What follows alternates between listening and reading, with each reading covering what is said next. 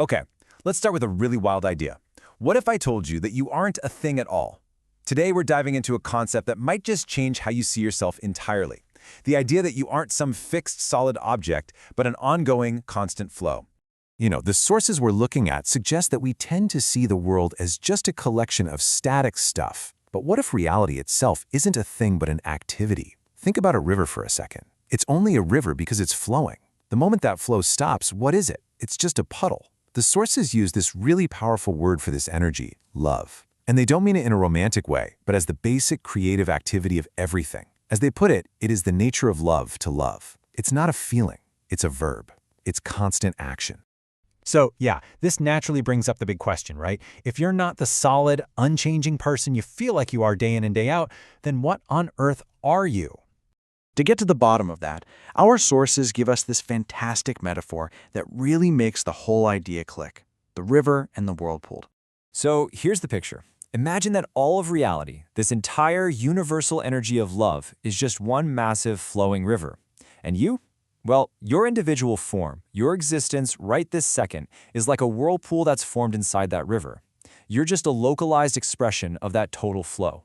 And this is where we get to the core illusion. On the surface, it looks like two totally separate things. You've got the river, and then you've got this whirlpool. They seem distinct, separate. But what's the reality? The whirlpool is made of nothing but river water. There's no special whirlpool water. It is, quite literally, just the river doing a little spinning dance in one spot. This is such a brilliant way to understand our sense of self. You see, a whirlpool always gathers debris, twigs, leaves, whatever's floating by. This stuff gives each whirlpool a unique look. And that debris, well, that's like our personality, our memories, our whole history.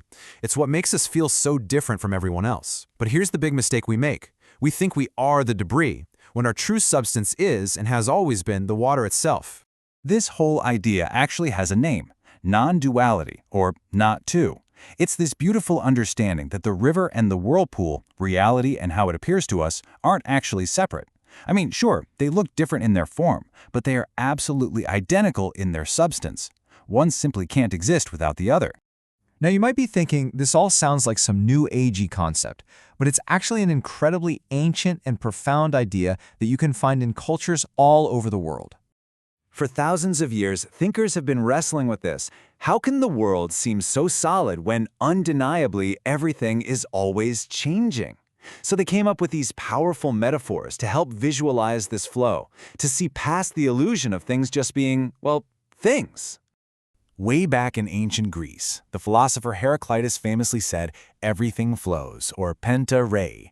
And his symbol wasn't water, it was fire. Why? Because fire is never a thing, it's always a process. The second it stops changing, it's just gone. In a similar way, Buddhism teaches anicca, or impermanence, using the image of a flickering candle. It looks like one single flame, but it's really a continuous stream of combustion. Just like our self is seen as a continuous stream of consciousness. And this idea just keeps building in other traditions. Taoism, for instance, absolutely embraces water as the perfect symbol for the Tao, the way. Water never fights, it just flows, always finding the path of least resistance. This leads to the concept of wu wei, or effortless action, the idea of moving with the current of change instead of trying to fight it. And many indigenous cultures see this flow not as a straight line, but as a cycle, perfectly captured by the rhythm of our own breath. And that breath is the perfect transition because it brings us to the most personal and honestly powerful part of all this. We're about to shift from ancient philosophy to the undeniable evidence that is flowing inside your body right now. So is this all just a bunch of nice-sounding philosophy, or is there tangible proof you can actually feel for yourself?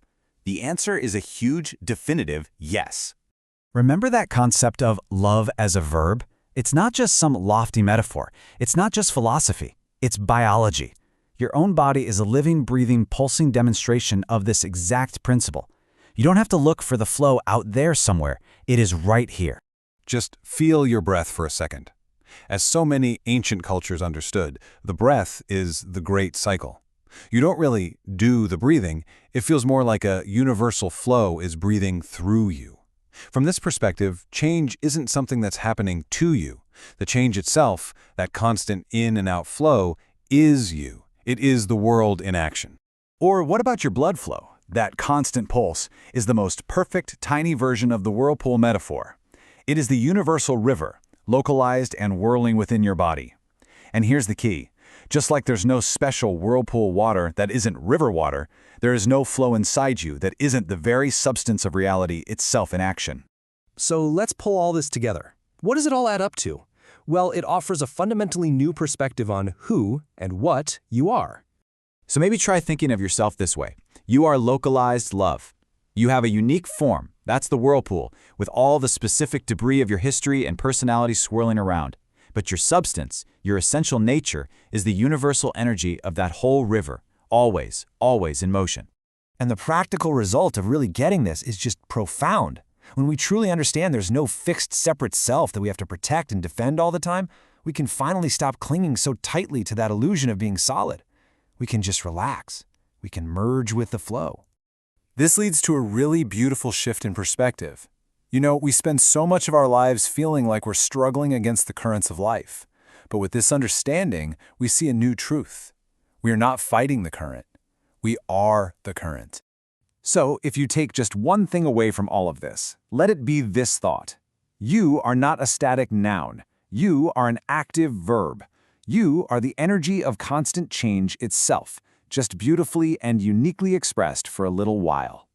The core ideas we explored today are drawn from the sources you see here. If this sparks something in you, I really encourage you to check them out for yourself. Thanks so much for joining me.